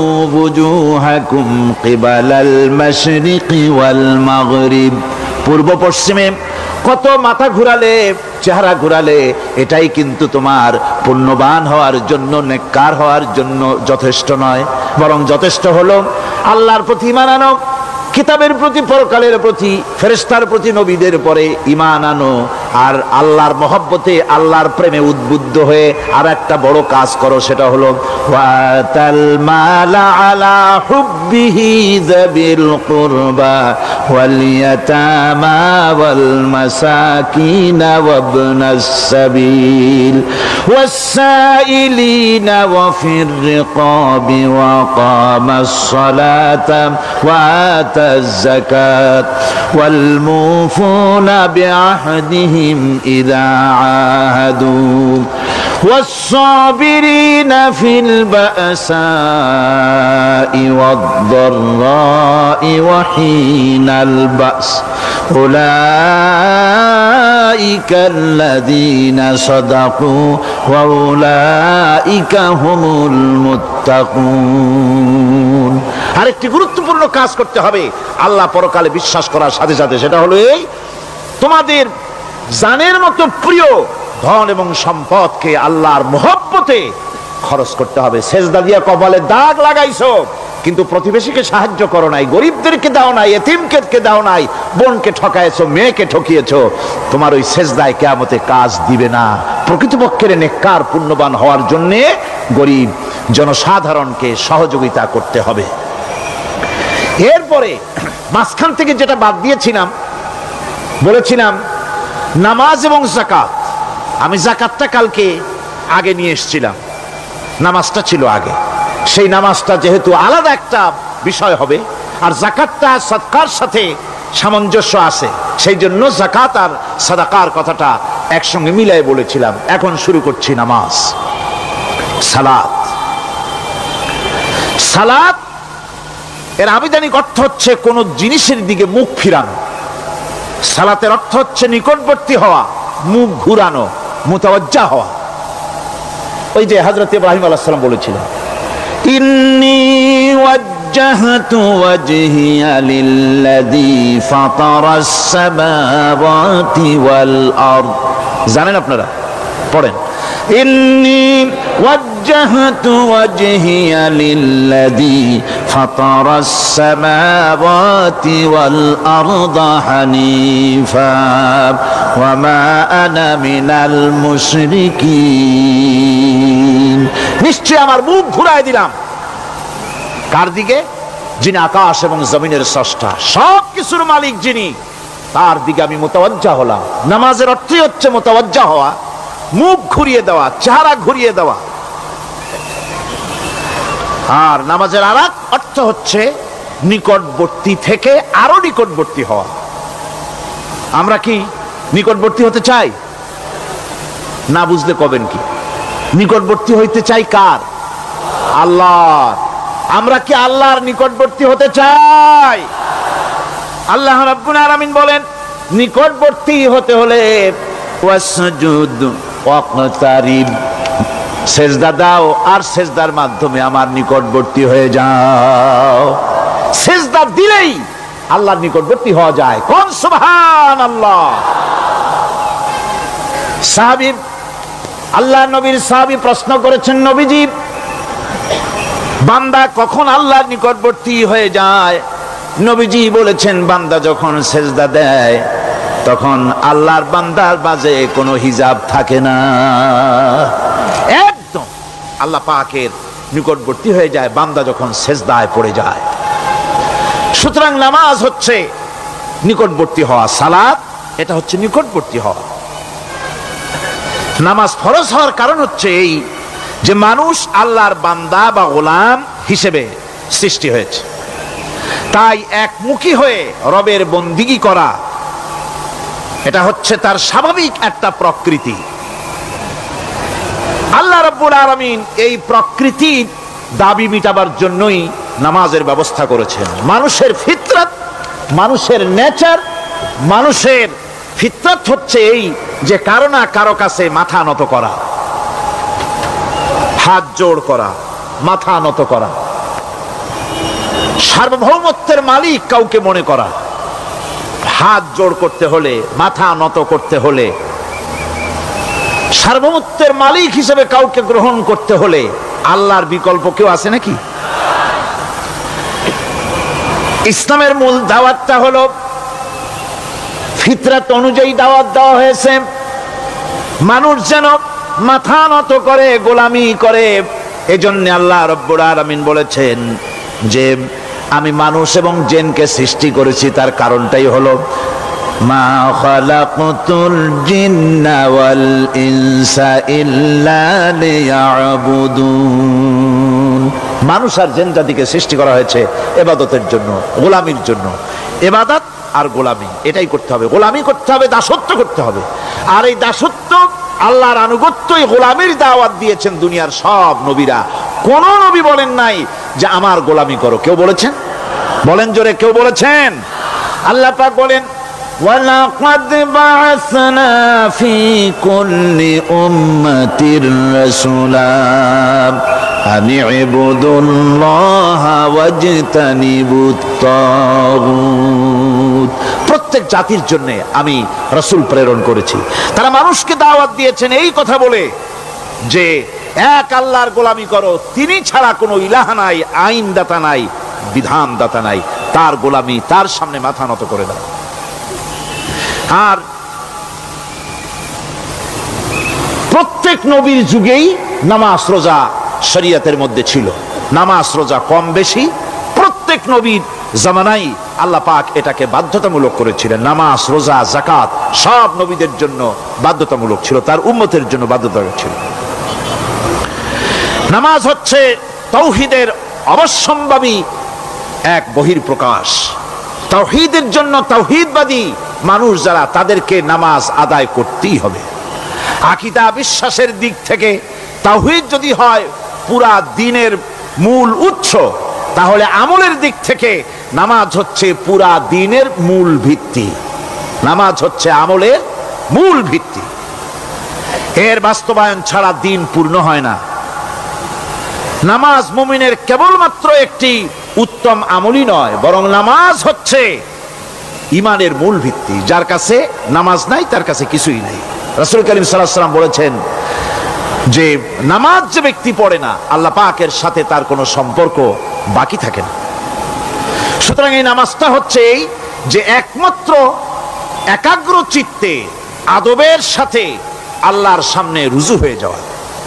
কোরআনে কারীম বলছে মুনিবিনা ইলাইহি ওয়াত্তাকুহু ওয়াকিমুস সালাতা ওয়া লা তাকুনু মিনাল মুশরিকিন। তোমরা আল্লাহর দিকে রুজু হয়ে যাও এবং তাকে ভয় করে অন্যায় কাজ থেকে বিরত থাকো, আর নামাজ কায়েম করো, মুশরিকদের অন্তর্ভুক্ত হয়ে যেও না। নামাজ কায়েম করা, নামাজের আদেশ কোরআনে কারীমের মধ্যে আল্লাহ পাক বহু জায়গায় করেছেন। ইমানের পর নামাজই হচ্ছে সবচেয়ে বড় জরুরি। একজন মানুষ ইমান আনলো, যেমন কালকে একজন ইমান এনেছে, ইমান আনার সাথে সাথে তার প্রথম কাজ কি বলুন? বলেন প্রথম কাজ কি?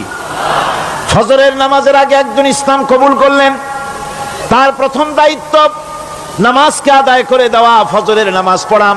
জোহরের আগেই কেউ ইমান আনলো, তার প্রথম দায়িত্ব জোহরের নামাজ আদায় করা। আসরের নামাজের আগে ইমান এনেছে, তার প্রথম দায়িত্ব হলো আসরের নামাজ আদায় করা। তার মানে হলো ইমান আনার পর একজন ইমানদারের প্রথম দায়িত্ব হচ্ছে নামাজ। গুরুত্বপূর্ণ বিষয়, খুব ভালো করে শুনতে হবে, ইয়াদ রাখতে হবে প্রত্যেকটি মুসলমানের।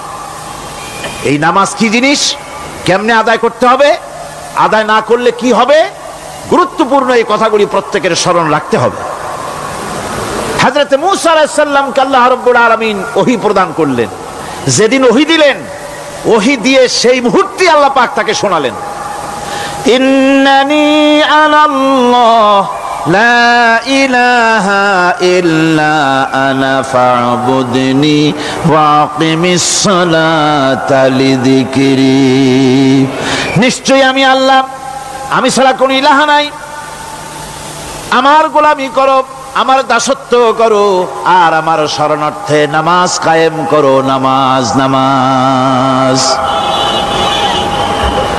নামাজ কায়েম করতে হবে। এটাই হচ্ছে ইমানের সবচেয়ে বড় দাবি।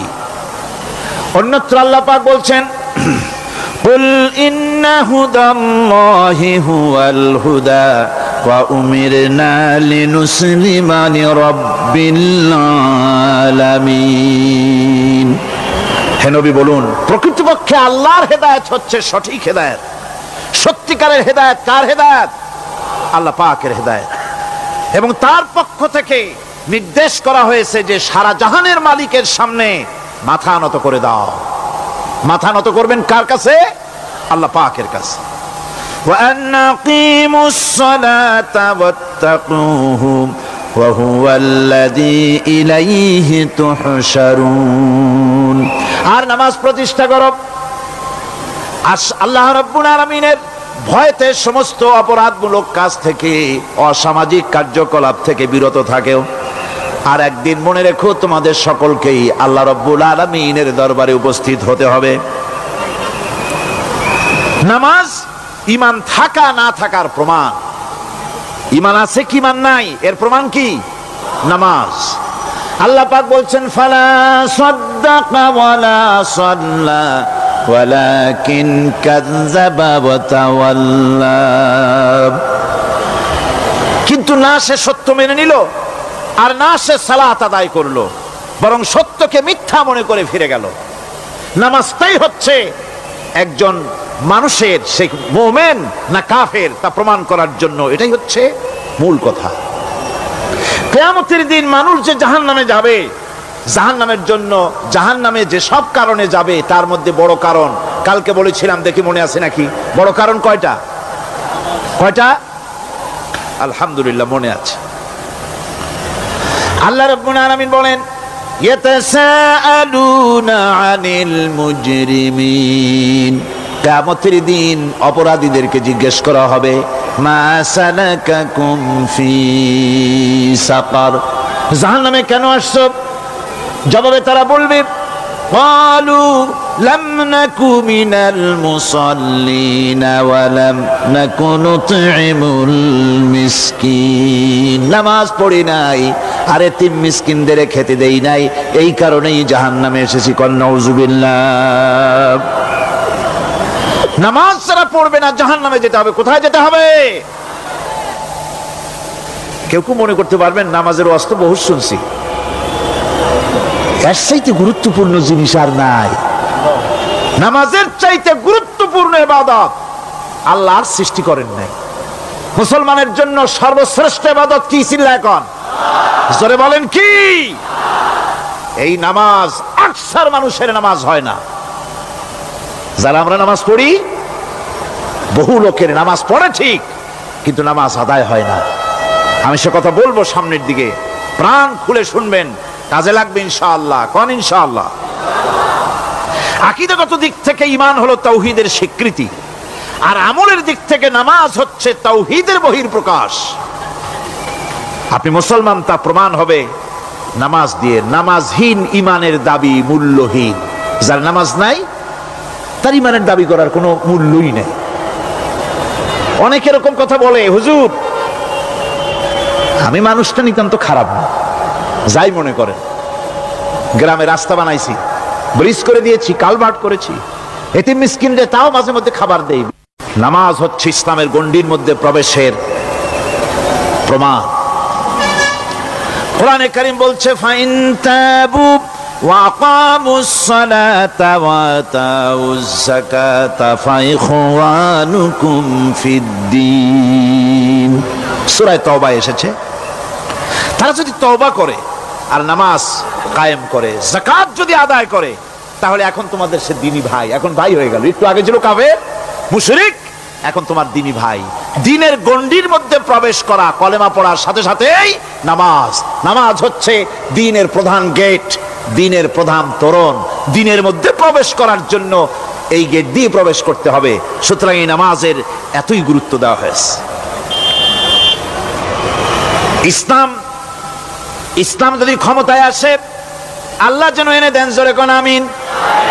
ইসলাম যদি ক্ষমতায় এসে যায়, রব্বুল আলামিন তাফসীরের মাহফিল, কোরআন সামনে নিয়া আশা করে তোমার দরবারে দোয়া করি, এই বিশাল জনসমুদ্রের দোয়া কবুল করো মাবুদ গো, এই বাংলাদেশকে ইসলামের দেশ বানাইয়া দাও। দেশটা যদি ইসলামের হয়ে যায়, আইন যদি আল্লাহর হয়, শাসন যদি সৎ লোকেরা করে, রব্বুল আলামিন কোরআন শরীফে বলেন, তাহলে তারা 4টা কাজ করবে। আল্লাযীনা ইমাক্কান্নাহুম ফিল আরদ আকামুস সালাতা ওয়া আতাউজ যাকাত ওয়া আমারু বিল মা'রুফি ওয়া নাহাউ আনিল মুনকার। মুমিনেরা ক্ষমতায় এসে প্রথম যে কাজটা করবে, প্রথমে ক্ষমতায় এসেই নামাজ বাধ্যতামূলক করবে। প্রথম কি?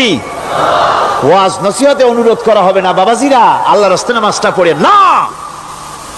রেডিও এবং টেলিভিশনের মাধ্যমে রাষ্ট্রপ্রধান অর্ডার করে দিবেন, আজ থেকে বাংলাদেশের 12 কোটি তাওহীদি জনতা, নারী পুরুষ যারা আকেল বালিগ, সকলের জন্য নামাজ বাধ্যতামূলক, নামাজ পড়তেই হবে। এটা অর্ডার। বেলা যখন 1টা বেজে যাবে, বেলা যখন 1টা বাজবে, সমস্ত মসজিদে আজান শুরু হয়ে যাবে। আজানের সাথে সাথে অফিস, আদালত, কল কারখানা, ক্ষেত খামার, শিক্ষাঙ্গন সব ডেডলক হয়ে যাবে। আধা ঘন্টার জন্য বন্ধ হয়ে যাবে। যারা মুসলমান অফিসে, কলেজে, ইউনিভার্সিটিতে, সর্বত্র তারা নামাজের জন্য প্রস্তুতি নেবেন। আধা ঘন্টার ভিতরে নামাজ আর খানা সেরে আবার কলেজ চলবে, বিশ্ববিদ্যালয় চলবে, কল চলবে, কারখানা চলবে, ক্যান্টনমেন্ট চলবে, সেক্রেটারিয়েট চলবে, সব আপন গতিতে চলতে থাকবে। আল্লাহর রহমত, বরকত আকাশ ফেরে নাজিল হয়ে যাবে।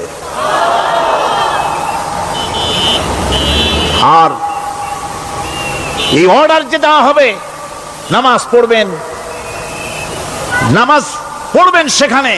থানায় যখন আজান হবে, থানায় আজান হয়ে গেছে, থানার স্টাফ, পুলিশ যারা আছে জামাতে খাড়া হয়ে যাবে, ইমামতি করবেন ওসি সাহেব। এসপির অফিসে এসপি সাহেব ইমামতি করবেন, ডিসি সাহেব তার অফিসে ইমামতি করবেন, মন্ত্রী সেক্রেটারিয়েটে ইমামতি করবেন, প্রেসিডেন্ট বঙ্গভবনে ইমামতি করবেন, বিশ্ববিদ্যালয়ের ভাইস চ্যান্সেলরের ইমামতিতে সে জায়গার মুসলমান ছাত্র ছাত্রী, শিক্ষক শিক্ষয়িত্রী এক জামাতে নামাজ আদায় করবে। এই যদি হয় চিত্র দেশের, অপরাধ থাকবে? থানায় ওসি সাহেব নিজেই যদি জামাতের ইমামতি করেন, এইভাবে নামাজ আদায় করেন পুলিশদের নিয়ে জামাতে, ঘুষ আর খাবে তারা? এসপি সাহেবের অফিসে, ডিসি সাহেবের অফিসে মন্ত্রীরা যদি ভাবে নামাজ কায়েম করে, তাহলে কি অন্যায় অপরাধ কিছু থাকবে সমাজে? থাকবে না। সুতরাং নামাজ বাধ্যতামূলক করে দেওয়া হবে। নামাজ বাধ্যতামূলক, সকলকে নামাজ পড়তে হবে। নামমাত্র মুসলিম জাতির রাষ্ট্র ক্ষমতা গ্রহণ করাই হলো ইসলামী শাসন ব্যবস্থা নয়। ইসলাম ক্ষমতায় গিয়া অমুসলিমদের উপরে শাসন জারি করবে, আর অন্যান্য সরকারের মতো আমোদ ফুর্তি করে রাস্তাঘাট বানায় টানা এসিতে শুয়ে থাকবে, তা না। রাস্তা হবে, ঘাট হবে, কলেজ হবে, সব হবে, কিন্তু যারা মুসলমান তাদেরকে নামাজ পড়তে হবে। গোটা জনগণকে শাসক আর শাসিত উভয় গোলাম হবে আল্লাহ। উভয় গোলাম হবে কার? তখন প্রেসিডেন্টের বাবার ক্ষমতা নাই নিজের কোন আইন চালু করে, পার্লামেন্টের বাবার ক্ষমতা নাই ইসলামের বিরুদ্ধে টু শব্দটি করতে পারে। সেখানে শাসক আর শাসিত, শাসক আর শাসিত হয়ে যাবে একজন এক হুকুমদাতার গোলাম।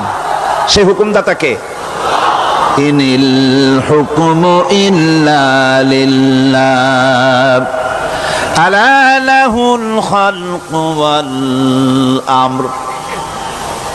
প্রেসিডেন্ট থেকে শুরু করে শাসক আর শাসিত সব আইন মানবে ওই আল্লাহ রব্বুল আলামিনের, যিনি এই তামাম জাহান সৃষ্টি করেছেন। সৃষ্টি যার আইন চলবে সেই আল্লাহ রব্বুল আলামিনের, এবং তার আইনের সার্বিক অনুসরণ করে চলতে হবে সকলকে। এক কথায় ইসলামী সরকারের সমস্ত ক্ষমতা ব্যয় হবে নামাজ কায়েম করা আর যাকাত আদায় করার ব্যাপারে। নামাজ যদি কায়েম হয়ে যায়, যাকাত যদি আদায় করা হয়, দুঃখ দারিদ্র, কষ্ট কিছুই থাকবে না, বেকার সমস্যা থাকবে না। সমস্ত বেকারদেরকে চাকরি না পাওয়া পর্যন্ত বেকার ভাতা দেওয়া হবে।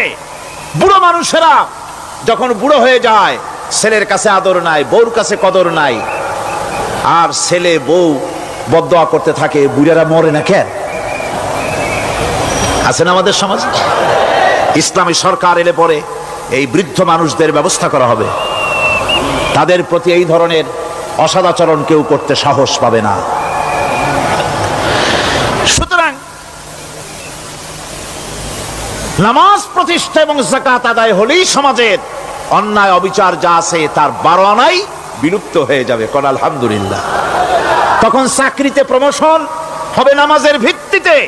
এখন প্রমোশন হয় কে কত ঘুষ খাইতে পারে, কে কত সরকারের দালালি করে বিবেকের বিরুদ্ধে বিরোধী দলকে বেশি করে পেটাতে পারে, এর উপরে ভিত্তি করে প্রমোশন হয়। ইসলামী সরকার যখন আসবে, ইসলামী সরকার যখন প্রতিষ্ঠিত হয়ে যাবে, তখন চাকরির প্রমোশন নির্ভর করবে তার সুন্দর চরিত্র আর নামাজের পাবন্দির উপরে ভিত্তি করে। সমাজে দুঃখ দুর্দশা থাকবে, যেরকম থাকবে থাকবে। আমার ভাইয়েরা, নামাজ হচ্ছে আল্লাহ রাব্বুল আলামিনের সাহায্য লাভের একমাত্র মাধ্যম। আল্লাহর কাছে যদি সাহায্য পেতে চাই তাহলে নামাজ লাগবে। লাগবে কি কোন? وَلَقَدْ أَخَذَ اللَّهُ مِيثَاقَ بَنِي إِسْرَائِيلَ وَبَعَثْنَا مِنْهُمُ 12 نَقِيًّا وَقَالَ اللَّهُ إِنِّي مَعَكُمْ لَئِنْ أَقَمْتُمُ الصَّلَاةَ। আল্লাহ পাক বলেন, বনি ইসরাইলদের নিকট আমি ওয়াদা নিয়েছিলাম, তোমরা যদি মানুষদেরকে অসামাজিক কার্যকলাপ থেকে যদি তোমরা ফিরাইতে পারো, মানুষদেরকে অসামাজিক কার্যকলাপ থেকে তোমরা ফিরাবে। 12টা গোত্রের জন্য 12 জন নকিব নির্দিষ্ট করে দেওয়া হলো, তাদের দায়িত্ব দেওয়া হলো। মানুষদেরকে, সমাজের লোকদেরকে অন্যায় কাজ থেকে তারা ফিরাবে, ভালো ভালো কাজ করার জন্য তাদেরকে আদেশ করবে, অসামাজিক অধর্মীয় কাজ থেকে বাঁচাবার চেষ্টা করবে। এইটা যদি তোমরা করো তাহলে আমি তোমাদের সাথে আছি। শর্ত হলো একটা, তোমাদেরকে নামাজ কায়েম করতে হবে। নামাজ যদি কায়েম করো, আমার মদদ তোমাদের জন্য অবধারিত হবে। নামাজ প্রতিষ্ঠা করলেই আল্লাহর সাহায্য লাভ করা যায় জীবনের সকল ক্ষেত্রে। নামাজ হচ্ছে অপকর্মের প্রতিবন্ধক। নামাজ পড়লে অন্যায় কাজ থেকে বাঁচার পথ। অন্যায় থেকে বাঁচাই কিসে? নামাজ। আল্লাহ রাব্বুল আলামিন বলেন, উতলু মা উহিয়া ইলাইকা মিনাল কিতাবি ওয়া আকিমিস সালাম ইন্নাস সালাতা তানহা আনিল ফাহশাই ওয়াল মুনকার। হে নবী, এই কিতাব তেলাওয়াত করো যা তোমার প্রতি অবতীর্ণ করা হয়েছে, এই কিতাব তেলাওয়াত করো আর নামাজকে প্রতিষ্ঠা করো। নিঃসন্দেহে নামাজ মানুষকে পাপাচার থেকে বাঁচায়া দেয়। অশ্লীলতা, পাপাচার থেকে মানুষকে বাঁচায় কে? জোরে চিল্লায় কোন কে? নামাজ। এই নামাজ মানুষকে অন্যায় কাজ থেকে বাঁচায় দেয়।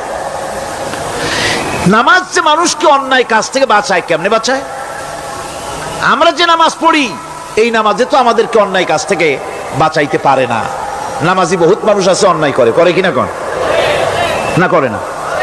করে। নামাজি অথচ অন্যায় করে। আর আল্লাহ বলছেন নামাজিকে, নামাজ তাকে অশ্লীলতা থেকে ফিরায়। তাহলে কথা কারটা ঠিক? আল্লাহরটা। জোরে বলেন, কারটা ঠিক?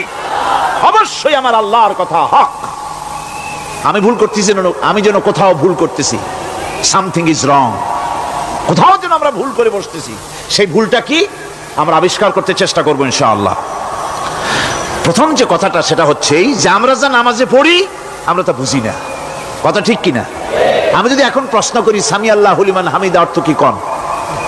ফার্স্ট ডিভিশনে কয়েকটা লেটার নিয়ে ফেল করবেন এরকম লোক আছেন না নাই? সুবহান রাব্বিয়াল আলা অর্থ কি জানি না। সুবহান রাব্বিয়াল আযীমের অর্থ কি জানি না। দোয়া কুনুত অর্থ কি জানি না। তাশাহুদ অর্থ কি জানি না। সূরা ফাতিহার অর্থ কি জানি না। এমন কি উজুর মধ্যে কয়টা ফরজ তা অনেকের জানা নাই। কথা কি বেশি বললাম না ঠিক বলছি? একজনে জিজ্ঞেস করলো, মিয়া উজুতে কয় ফরজ? কয় হুজুর কি মনে করেন যে বুঝি জানি না, এটা তো সাধারণ ব্যাপার, বলেন না কয় ফরজ? কয় উজুতে তো 17 ফরজ। কি কি? কয় হাত ধোয়া, পাও ধোয়া, মুখ ধোয়া, নাক ধোয়া, চোখ ধোয়া, জিহ্বা ধোয়া, মাথা ধোয়া। বলতে বলতে গুনে দেখা গেল প্রায় 19টার মতো বলছে। বলা হলো, মিয়া বললেন আপনি উজুতে ফরজ 17টা, কইলেন আপনি 19টা। কয় হুজুর জানি আরো, বলি না আপনাদের ভয়তে। উজু জানে না, নামাজ জানে না, তাকেই নামাজ কেমনে ফিরাবে অন্যায় কাজ থেকে? কথা বুঝতে পেরেছেন? নামাজে কি পড়ি? নামাজে দাঁড়ায় গেলাম, আল্লাহু আকবার, অর্থ কি? চিল্লায় কন্না আল্লাহু আকবার। এরকম না, মুসলমানের মতো গলা ছেড়ে দিয়ে চিৎকার দিয়ে বলেন আল্লাহু আকবার। এই আল্লাহু আকবার, আল্লাহ সর্বশ্রেষ্ঠ, তার চাইতে বড় আর কেউ নাই। এই কথা দিনরাত 24 ঘন্টার ভিতরে শত শতবার বলি, একবার দুইবার না, শত শতবার বলি আল্লাহ সর্বশ্রেষ্ঠ। এই কথা বলার পরেও মনের মধ্যে অন্য কেউ বড় হয়, আল্লাহর বড়ত্ব যেভাবে মুখ দিয়া বলি ওইভাবে কার্যত পালন করি না। নামাজে আল্লাহু আকবার বললাম, এরপরে সানা পড়লাম, তারপরে সূরা ফাতিহা পড়লাম। সূরা ফাতিহার ভেতরে যে সমস্ত কথাগুলি বললাম সেই কথাগুলি বুঝি না, কি বলেছি তাও জানি না। এরপরে সুবহান রাব্বিয়াল আলা বলেছি, সুবহান রাব্বিয়াল আযীম বলেছি, সামি আল্লাহু লিমান হামিদা বলেছি, অর্থ কি জানি না। আল্লাহ তা শুনতে পান, যে ব্যক্তি আল্লাহর প্রশংসা করেন তিনি তা শুনতে পান। নামাজের মধ্যে আইডিয়া দেওয়া হচ্ছে, তুমি যে আল্লাহর জন্য নামাজ পড়তেছো, প্রশংসা করতেছো, এটা এমন নয় যে আল্লাহ পাক দেখছেন না বা শুনতেছেন না। তুমি যা বলতেছো, প্রশংসা করতেছো, আল্লাহ পাক তা শুনতে পাচ্ছেন। সামি আল্লাহু লিমান হামিদা, সুবহান রাব্বিয়াল আলা, আমি মহান সর্বশ্রেষ্ঠ আল্লাহ রাব্বুল আলামিনের পবিত্রতা ঘোষণা করছি, আমি তার প্রশংসা করছি। সূরা ফাতিহার কি আমরা বলি আপনারা ব্যাখ্যা দেখে বুঝে নিয়েন, সেগুলি আমি এখানে বলে বাকি কথা সব শেষ করতে পারবো না। এরপরে আমরা নামাজের মধ্যে দোয়া কুনুত পড়ি। সেই দোয়া কুনুতে যে কি ওয়াদাটা করি, অন্তত আমার তো মনে হয় সাধারণ মানুষের মধ্যে 99.9 লোকেরা জানে না দোয়া কুনুতে কি পড়ে, অর্থ বোঝে না। দোয়া কুনুতের মধ্যে বলা হচ্ছে আল্লাহুম্মা ইন্না নাস্তাঈনুকা, আয় আল্লাহ আমি তোমার কাছে সাহায্য চাই। কার কাছে সাহায্য চাই? আল্লাহর কাছে সাহায্য চাই। নামাজের ভিতরে বলতেছেন, এই কথা যদি অর্থ আপনি জানতেন যে তোমার কাছে সকল ব্যাপারে সাহায্য চাই তোমার কাছে, এই কথাটা যদি মনে প্রাণে বুঝতেন, তাহলে দুনিয়ায় কোনো মাজারে গিয়া মরা জিন্দা মানুষের কাছে গিয়া নিজের ছেলে মেয়ে চাইতেন না, চাকরির উন্নতি চেতেন না। আপনি নামাজের ভিতরে বলতেছেন আপনার কাছে, আয় আল্লাহ আপনার কাছে সর্বপ্রকারের সাহায্য আপনার কাছে চাই। নামাজের ভিতরে কিসের মধ্যে বলতেছেন? বিশ্বাস যদি করতেন, যদি বুঝতেন, তাহলে যত বড় পীর আসুক দেশ থেকে আর বিদেশ থেকে, সন্তান চাওয়ার জন্য পাগল হয়ে পায়ের উপরে পড়ে থাকতেন না, আল্লাহর কাছেই চাইতেন। কার কাছে চাইতেন? এরপরে বলতেছেন আস্তাগফিরুকা, তোমার কাছে ক্ষমা চাই, গুনাহ করেছি, অনেক গুনাহ করেছি, তোমার কাছে ক্ষমা চাই, কারণ সাহায্য করতে পারো তুমি, গুনাহও মাফ করতে পারো তুমি। গুনাহ মাফ করার ক্ষমতা কি আছে পৃথিবীর কারো? আকাশে জমিনে আল্লাহ ছাড়া মানুষের গুনাহ কেউ মাফ করতে পারে?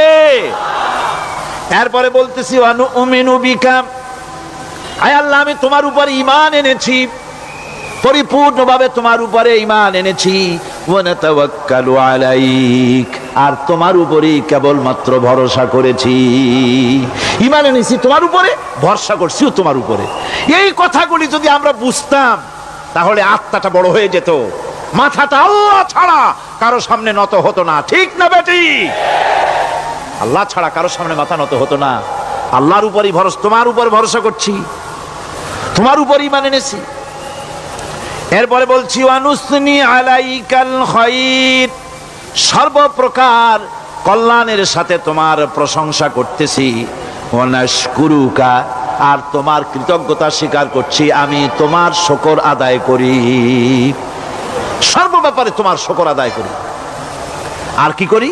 ওয়ালা নাকফুরুকা, আমি কুফরি করি না, অকৃতজ্ঞ নই, আমি তোমার কৃতজ্ঞ বান্দা, আমি অকৃতজ্ঞ নই।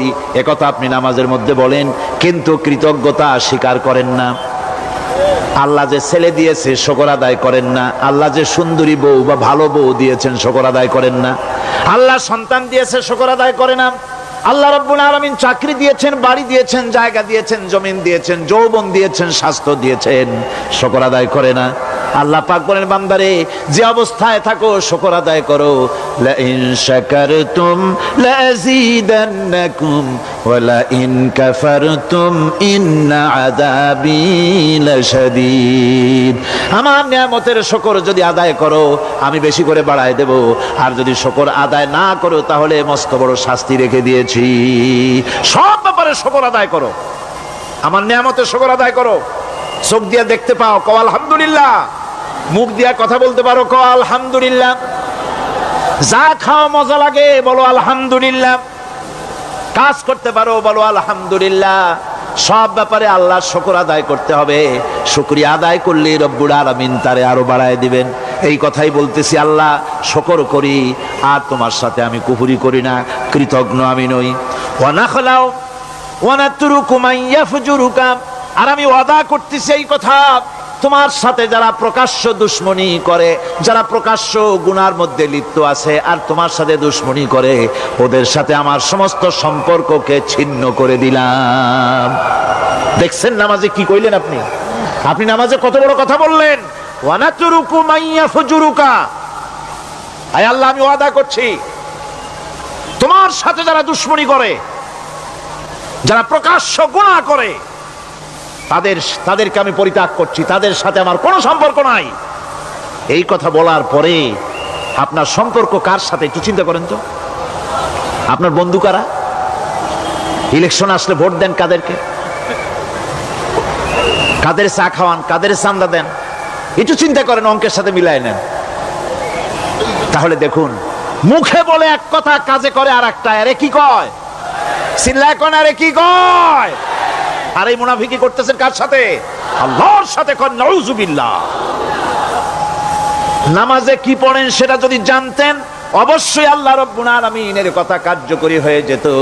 ইন্নাস সালাতা তানহা আনিল ফাহশাই ওয়াল মুনকার। নামাজ মানুষকে পাপের কাজ, অশ্লীলতা থেকে ফিরাতে পারে। আল্লাহ ইন্না বসায়ছেন, নিশ্চয়ই, বেশক, অবশ্যই নামাজ পাপ থেকে ফিরাবে। কিন্তু কেমনে ফিরাবে নামাজ তো বুঝি না।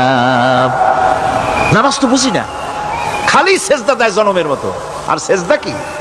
নামাজে যদি দেখে ইমাম দেরি করতেছে, আত্তাহিয়াত পড়তে দেরি হয়ে যাচ্ছে, পিছন থেকে সিগন্যাল মারে,